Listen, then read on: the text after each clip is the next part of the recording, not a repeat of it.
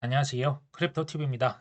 이번 시간에는 CPI 호재, 소비자 물가 지수, 최근에 주식이나 코인, 시장 반등을 이끌었습니다. 다음 관건, 올해 아직 남아있는 주요 이슈들 뭐가 있을까요? 한번 살펴봅니다. QCP 캐피털, 싱가포르 소재 암호화폐 거래 업체인데요. CPI가 발표되기 전에 이제 좀 그 박스권을 이탈할 것 같다. 가격 변동이 있을 것 같다라고 했는데 CPI가 이제 전년 대비해서 3.4% 이제 미국의 소비자 물가 지수죠. 예상치와 부합했다. 근원 소비자 물가 지수도 그냥 정확하게 일치했다라고 이렇게 떴었죠. 4월의 CPI가 예상치보다 만약 3.4%가 아니라 3.5%만 됐다면 분명히 시장은 아마 하락했을 겁니다. 이게 이제 소위 이제 그 물가 지수가 여전히 높으니까 연준에서 금리 인하 못 하겠네. 이러면 시장의 기대감이 이렇게 한풀 꺾이는 거고요. 반면에 CPI가 예상치랑 비슷하거나 좀 더 낮게 나오면 시장은 언제든지 또 크게 반등할 준비를 하고 있었지 않습니까? 당연한 거죠. 이제 소비자 물가 지수가 낮으면 조기에 금리 인하하겠네. 근데 결과는 예상치랑 똑같았죠. 조기 금리 인하 그 기대감 랠리가 한동안 좀 펼쳐졌던 것 같습니다. 자, QCP 캐피털 이거 발표된 다음에 또 한마디 합니다. 지금 가격이 비트코인 6만 6천 달러까지 회복을 했는데 이전 최고점 한 7만 4천 달러. 우리 돈으로 하면 김프가 조금 껴서 1억 한 500만 원까지 갔던 것 같은데요. 그 정도까지 다시 상승할 수 있을 것 같다. 그 이유로 12월 만기, 그러니까 올해 12월까지 콜옵션을 누군가 많이 샀다. 100만 달러 정도 샀다.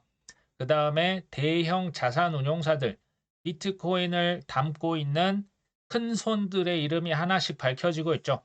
운용 자산의 처음부터 2%, 3%는요, 정말 엄청나게 많이 산 겁니다. 이런 보수적인 자산 운용사에서도 한번 처음 샀는데 바로 2%, 3% 무섭다. 기관 수요가 무섭게 늘어나고 있다. 또 하나로 이제 주요 국가에서도 비트코인 사고 기관들도 들어오고 인플레이션은 완화되고 있고 미국의 대선은 이러한 코인 주식 회복세에 힘을 보태고 있다. 반감기도 그렇고 거시경제 모든 측면에서 코인 호재들이 많다. 근데 개인적으로 한두 번 정도 올해 태풍 올 수 있다. 그리고 장마도 올 수 있다. 말씀을 제가 드리고 있죠. 어찌 됐건 올해가 끝나고 이제 지금의 가격은 추억의 가격이 돼 있을 수 있다. 특히 이제 좀 연말로 갈수록 또 특히 이제 내년에 접어들수록 저는 약간 21년의 느낌이 나지 않을까. 돼지도 하늘을 나는 태풍. 여기서 말하는 태풍은 좋은 의미의 태풍이죠. 자, 올해 남은 주요 어떤 이슈들. 요건 제가 좀 마지막 부분에서 말씀을 드리려고 합니다. 자, 그 전에 굉장한 호재가 하나 또 뜹니다. 이게 뭐냐면요.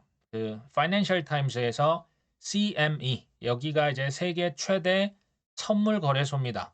그 시카고 상품 거래소인데 여기에서 비트코인 현물 거래 서비스 준비 중. 자, 이런 뉴스를 보도했습니다. 정확히는 CME는 규제된 시장에서 암호화폐를 매매를 원하는 거래 기관들과 이 서비스 출시를 논의해왔다. 이 얘기는 뭔 얘기냐면요. 나 코인 좀 현물로 살 수 있게 해줘. 특히 비트코인. 이걸 지금 기관들이 압력을 가했다라는 거예요. 아직 최종적으로 확정된 건 아니다. 근데 이 서비스 출시되면 잘 들으십시오. 월스트리트의 큰손 투자자들이 대거 시장에 유입될 것으로 기대된다. 여기 지금 확정이 아니라고 나왔잖아요. 영어로 보니까 이 밑에 plans, 그러니까 플랜은 계획이다. 런치는 이제 출시할 거다. 비트코인 매매를 이거 현물입니다. 권위 있는 이런 파이낸셜 타임스 같은 데서 이렇게 이 정도 기사가 나왔다라는 얘기는 뭐냐면요. 비트코인 현물 판매가 될 준비가 이미 끝났다라는 것을 의미합니다. 이거는 준비가 되지 않고서 이렇게 파이낸셜 권위 있는 경제지에서 이렇게 보도를 합니까? 불가능한 일이고요. 그러면 왜 비트코인 원래는 선물을 이렇게 그 거래를 할 수 있었거든요. 비트코인, 이더리움 다 선물로 거래 가능합니다. 근데 왜 이렇게 현물을 원할까요? CME는 뭡니까? 거래소죠. 쉽게 말하면 거래소에서는 비트코인, 이더리움 기관들이 돈 싸들고 들어온다는데 수수료 장사 당연히 마다할 사람이 어디 있습니까? 그러면 CME는 그렇고 월가의 큰 손들은 왜 코인 살려고 할까요? 여기서 이제 월가의 큰 손들은 주로 자산운용사, 뭐 연기금, 그러니까 대형 뭐 IT 뭐 그런 회사일 수도 있어요. 왜 살까요? 가격이 오를 것이다라는 게 너무 뻔하게 보이기 때문에 지금 살려는 거 아닙니까? CME가 사실 뭐 어떤 곳이냐? 우리에게 처음 이제 좀 익숙해졌던 것은 그 바야흐로 2017년 12월 엄청난 비트코인 상승장의 끝자락에서 이 뉴스가 하나 나왔었죠. 세계 최대 선물 거래소, 여기가 CME와 CBOE였는데요. 지금 비트코인 CME가 좀 더 큽니다. 자, 여기에서 비트코인이 대비한다. 여기서 말하는 대비는 사실은 선물입니다. 이게 이제 2017년도 그 가격이 피크를 찍었을 때가 우리로 치면 이제 날짜가요. 12월 15일에서 한 20일 정도. 우리 돈으로 치면 뭐 거의 2,900만 원까지 어마어마하게 올랐었죠.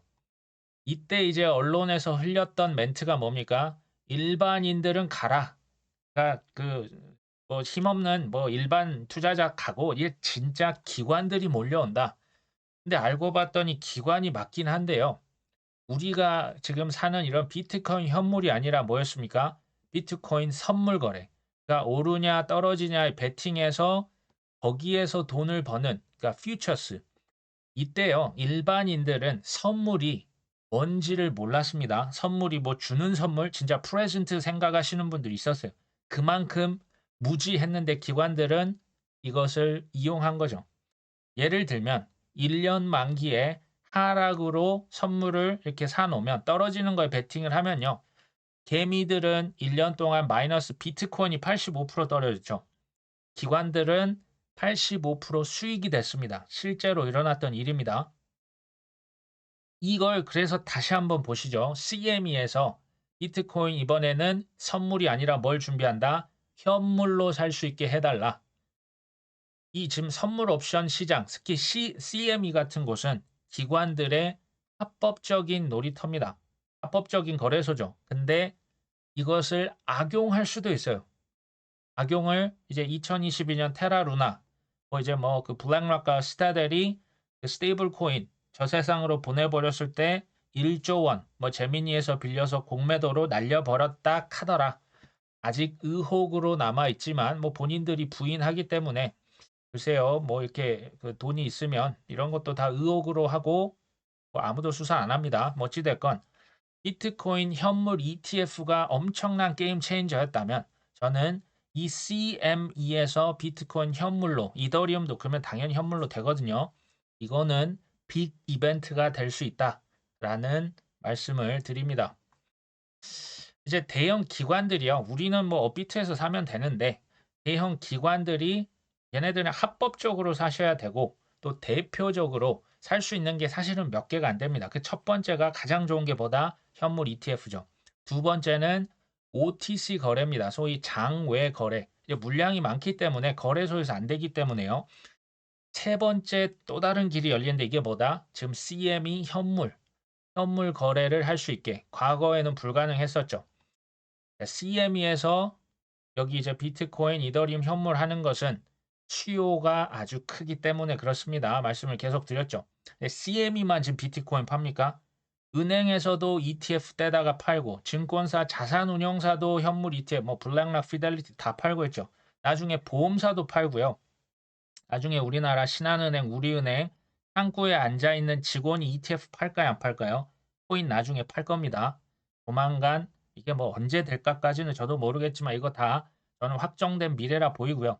CBOE, 그러니까 거래소 뭐 나스닥 할 거 없이 다 뭐 판다? 코인 판매하고 있죠. 자, 그러면 코인베이스나 바이낸스나 우리나라 업비트 같은 거래소랑 뭐 하는 겁니까? 지금 경쟁하고 있는 거네요. 이거 굉장히 지금 중요한 거죠. 뭔 얘기입니까? 서로 돈 되는 거 핫한 거, 수요가 뜨거운 거를 팔겠다고 입에 거품을 물고 지금 뛰어들고 있는 거예요. 이해되십니까? 그렇다고 이게 지금 비트코인만 판매할까요?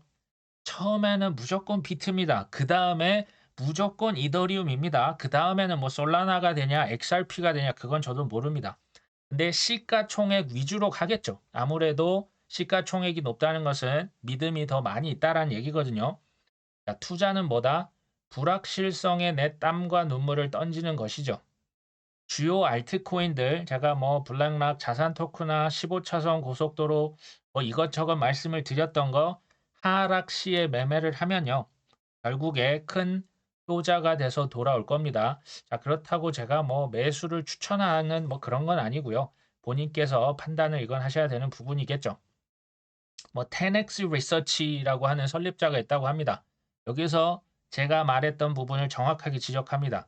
CME에서 비트코인 현물 거래 출시하면 중앙화 거래소 직격타다. 중앙화 거래소가 어디입니까? 바이낸스, 코인베이스 뭐 이런 것이죠. 이게 왜냐면 그리고 이제 그 일부 사업에서 경쟁력을 이룰 수 있다. 일반 코인 거래소와 경쟁을 그냥 아주 대놓고 하는 거거든요. 통상적으로 강세장은 적절한 규제 내에서 거래하려는 기관 투자자들에 의해서 주도되기 때문이다. 항상 이제 그 비관론자의 입장에 저는 안 서시길 바라는데 그런 의문은 당연히 던져볼 수 있죠. 이런 분들 있습니다. 이번에는 코인 그 시총이 너무 커졌기 때문에 뭐 기관이 들어와도 비트코인 뭐 별로 안 오를 것 같은데 2017년도 혹은 그 전에는 소위 말하는 리테일이 주도하는 시장이었습니다. 일반인들. 근데 기관 투자자는요. 들고 있는 금액의 단위 자체가 다릅니다. 뭐 중국의 부자, 중동의 부자, 미국의 부자, 유럽의 부자, 일반인과는 단위가 공 3개, 4개가 차이가 나요.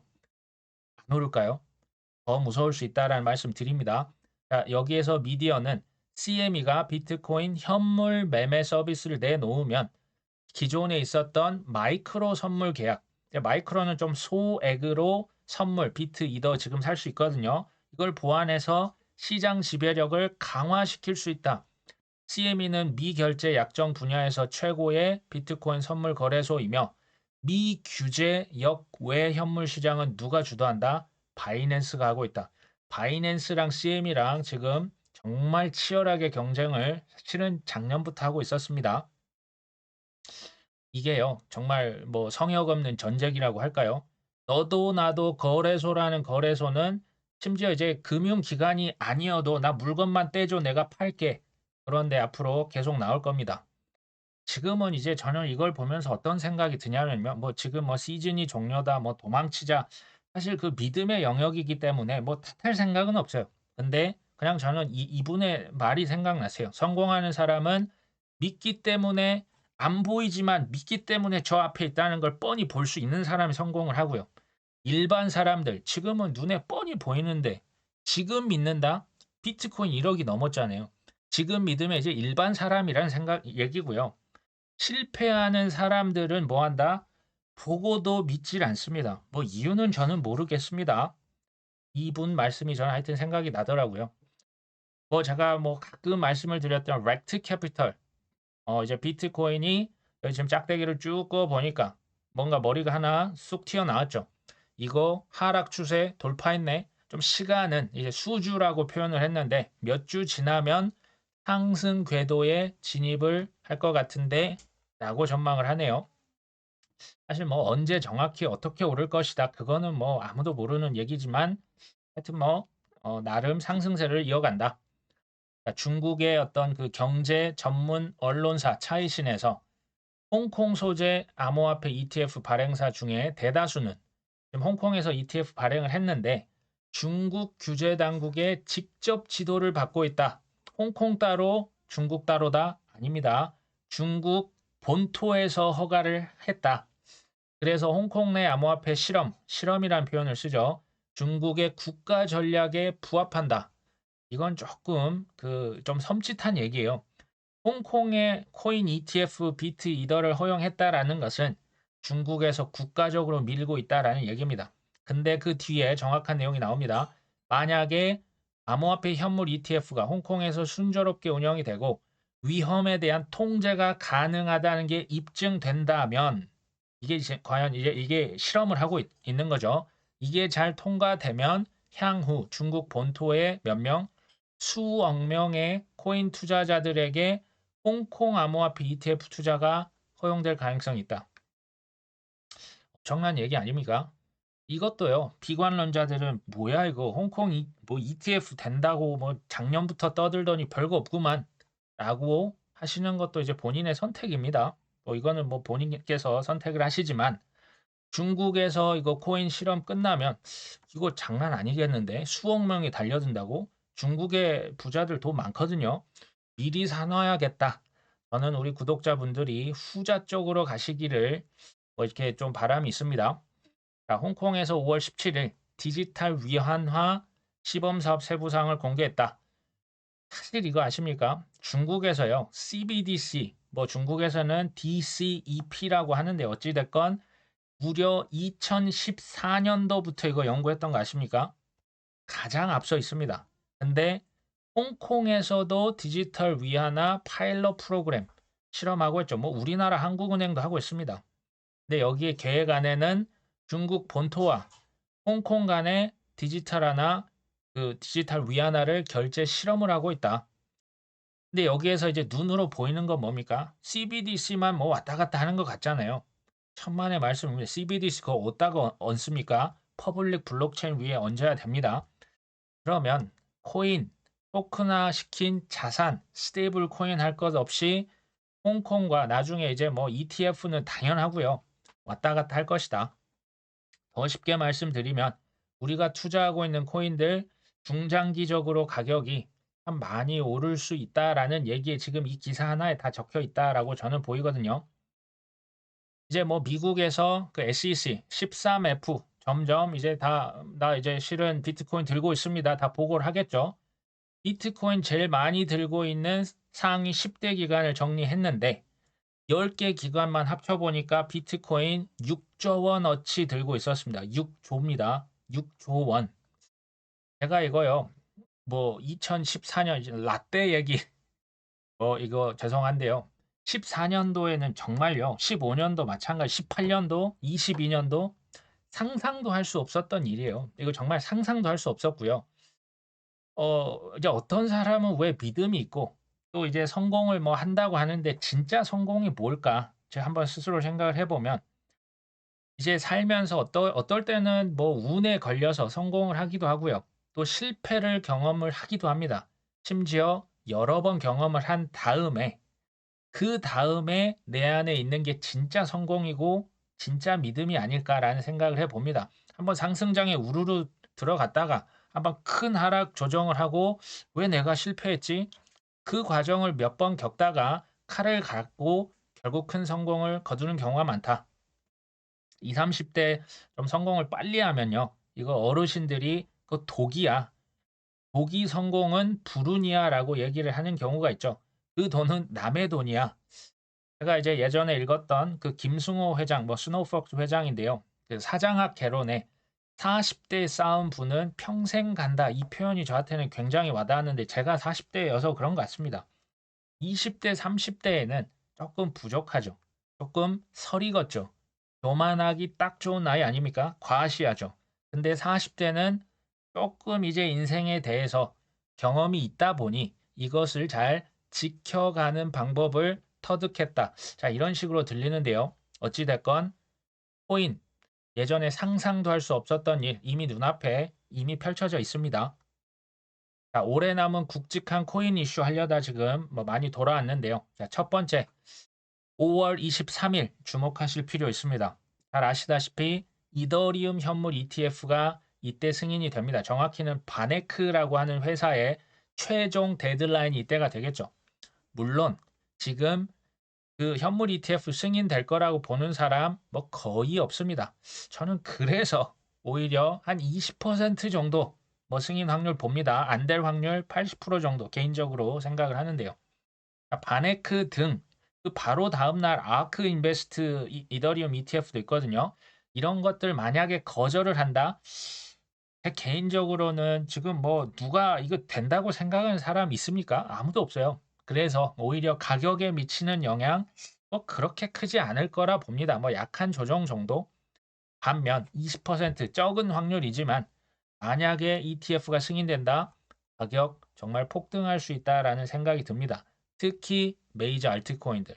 이더리움이 되면요. 그다음 뭘까요? 탑 10, 탑 20 안에 있는 코인들 하늘로 날아갈 수 있습니다. 하지만 현재로서 확률은 낮다고 봐야 되겠죠. 이더리움 현물 ETF가 여기서 만약에 반의 크게 거절된다, 아크가 거절된다, 그러면 이제 다시 신청해야 돼요.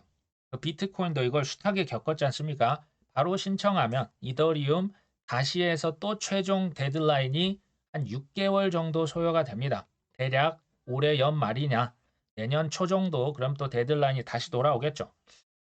반면 너 왜 우리 거 ETF 거절했어? 예전에 그레이스케일처럼요. 소송을 SEC에 이렇게 걸어버리면 최소 1년 이상 걸릴 수 있습니다. 제가 보는 이게 최악의 경우가 이제 이 소송인데요. 근데 제가 최근에 이거 뉴스 뒤져보면 아시는데 그레이스케일에서 이더리움 사실 현물 ETF 이거 신청을 했거든요. 근데 이더리움 선물 ETF도 신청했던 거 아십니까? 선물을 왜 ETF를 굳이 현물 그 다음에 신청을 했을까요? 저도 이렇게 봅니다. 예전에 비트코인 그 ETF를 거절했을 때 그레이스케일이 왜 이겼습니까? 또 이제 법원에서 이런 거죠. SEC 너 왜 비트코인 선물은 승인을 하고 현물은 거절했어. 그 똑같은 논리를 써먹었기 때문에 이더리움에서도 이거 써먹으려고 그레이스케일에서 이더리움 선물 ETF 신청을 혹시 모르니까 뒤늦게 해놓은 거예요. 근데 이거 취소했습니다. 취소를 했다는 얘기는요. 뭐 정확히는 제가 어떻게 알겠습니까? 근데 이전처럼 소송을 걸 가능성은 전 낮아졌다라고 봅니다. 어찌됐건 뭐 지켜보면 알겠죠. 자, 이걸로 뭐 이제 뭐 5월 23일 전후로 막 단타를 하고 선물 옵션 절대 비추고요. 제가 이걸 계속 말씀드리는 이유는 이더리움 현물 ETF가 그만큼 중요하기 때문에 그렇습니다. 이거 저한테는 이제 뭐 CPI 프린트 이번에 뭐 얼마 나왔어? 약간 이 정도로 저는 지켜보지. 뭐 이것 가지고 뭐 샀다 팔았다 뭐 그냥 레버리지로 트레이딩 저는 안 합니다. 분명 말씀을 드렸고요. 그 다음 굵직한 이슈, 미국의 재무부와 연준입니다. 이거 그냥 짧게 말씀드리면 3분기에 유동성 장세 가능성이 있습니다. 왜냐하면 미국의 재무부에서는 2분기에 국채 발행을 지금 한 400억 달러 정도 증가를 했는데 3분기에는 국채 발행은 뭡니까? 돈 찍어낸다는 얘기입니다. 빚을 내서 돈을 찍어내는 그 금액의 규모가 2분기에 거의 한 3배 늘어났습니다. 돈을 더 찍는다. 생각해보면 11월 4일에 대선이 있잖아요. 그러면 3분기 정도의 돈 많이 풀어줘야 됩니다. 국채 발행해서 돈을 찍고 사람들에게 나눠주고 그래야 좀 경제가 살아나는 모습을 보이겠죠. 그 다음에 이제 미국의 재무부에서 바이백이라고 하는 것을 시행하겠다고 발표했습니다.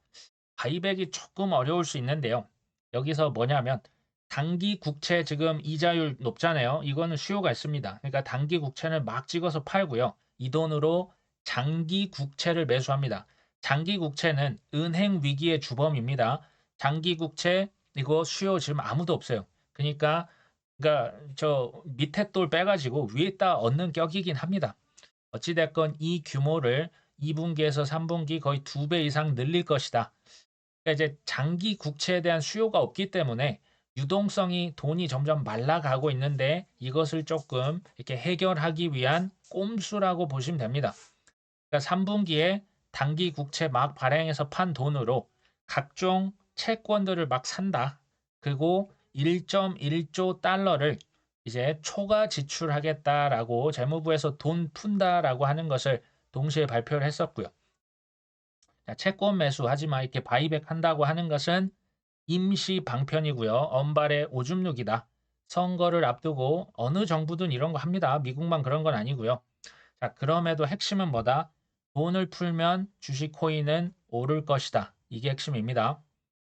자, 5월 2일자 연준에서 뭐를 또 발표를 했죠. 6월부터 양적 긴축 속도를 완화하겠다. 이제 월 국채 지금 팔고 있거든요. 여전히 QT하고 있습니다. 그 규모를 보기에 완화하고 지금 축소하고 있다라는 얘기입니다. 국채를 매도한다라는 얘기는 뭐냐면요.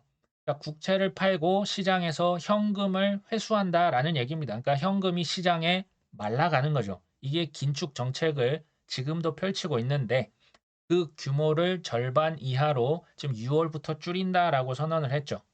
근데 이제 시장에서는 지금 어떻게 보고 있냐? 3분기에 본격적으로 드러나면 긴축 정책, 이 QT라고 하는 자체를 아예 폐지할 것 같다라는 예상이 주를 이룹니다. 그러니까 QT를 없애야 그 다음에 이제 QE로 다시 돌아서겠죠. QT가 곧 있으면 해제가 될 것이다. 그러니까 이제 그 이더리움 ETF 말씀을 드렸고 이제 그 소폭 조정이 있을 수도 있고 뭐 승인이 혹시나 되면 또 크게 어려울 수 있지만 크게 기대는 안 한다. 결국 이더리움 현물 ETF의 승인 전후 그 시점이 알트 시즌에 약간 그 뭐 기폭제가 될 수 있기 때문에 제가 이걸 말씀을 계속 드리고요. 두 번째는 재무부에서 돈 풀고 3분기부터요. 연준에서 긴축을 조기 종료하고 그 다음에 돈을 찍겠죠. 세 번째, CME에서 비트코인 현물로 팔 수가 있다. 여기까지 이제 말씀을 드렸고 혹시 그 우리 구독자분 중에서 코인 포트폴리오 비트 대신에 알트코인이 좀 대다수인 분들 이것이 굉장히 중요하다라고 제가 말씀을 과거에도 한번 드렸는데요. 자, 이거는 조금 아쉽지만 시간 관계로 다음 시간에 말씀드리면 아쉽겠죠. 바로 갑니다. 자, 비트코인 대비해서 이더리움의 가격 비율 이거 제가 예전에 말씀드렸거든요. 이거 잘못되면 그러니까 비트코인 대비해서 이더리움이 올라줘야 알트코인이 옵니다. 이게 이제 특정 고래들도 이거 돈 빌려가지고 했다가 이거 강제 청산 많이 당했거든요. 알트 시즌의 여부는 이더리움 현물 ETF 승인과 저는 관련이 있을 것이다. 그렇다면 비트코인 대비해서 이더리움의 가격이 굉장히 중요하다. 제가 이거 예전에 한번 보여드렸는데 지금 비트코인 제가 이제 빨간색 선을 하나 그었죠. 비트코인 대비해서 이더리움이 이 빨간색 위에서 놀고 있어야 돼요. 근데 보시면 지금 밑에 있죠. 밑에 있다라는 얘기는 알트 시즌 아직 당 멀었다. 지금 이 얘기로 보시면 됩니다. 이게 이 빨간색 선 위로 한참을 위로 날아 올라가 줘야 하겠죠. 아까 이제 3분기에 뭐 돈을 푼다고 하면 특히 4분기나 내년에 갈수록 돈 들어온다, 물 들어오는 시즌 올 수 있다라고 보는 겁니다. 그러니 급전이 아닌 이상 또는 뭐 빚을 내서 투자하는 게 아닌 이상 그냥 그러려니 하시고요. 최후의 폭등장, 이제 제 동생이 한번 말씀을 드렸던 딱 그 마지막 한 달에서 세 달 사이 그 폭등장까지 기다릴 수 있는 것, 코인을 팔지 않고 지켜내는 것이 뭐다? 능력이다라는 생각이 듭니다. 오늘 방송 여기까지 합니다. 끝까지 시청해 주셔서 감사합니다.